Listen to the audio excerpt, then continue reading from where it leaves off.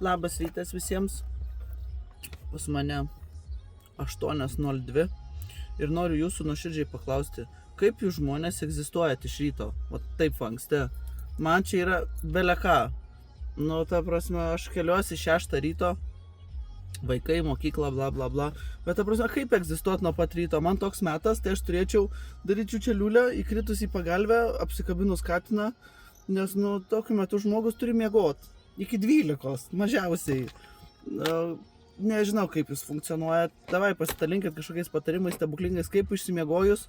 Ten tarkim nuo 6 iki 8 valandų tame tarpe išsimiegojus. Kaip ryte atsikelt, būt žvaliam.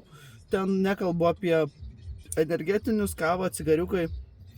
Ten, ta prasme, be tokių, dalykėlių. Kaip atsikelt? Nes sėdžiu tokia ir pykstu ant savo plaukų guru, Tomas Kuklė. Nes jisai mane užrašė iš ryto plaukų tvarkytis, aišku, iš bežionės padarys gražuolę, bet esmė tokia, kad aš vis tiek pykstu, kodėl man reikia taip anksti funkcionuot. Kaip jūs žmonės išgyvenat rytelius? Pasidalinkit patarimais.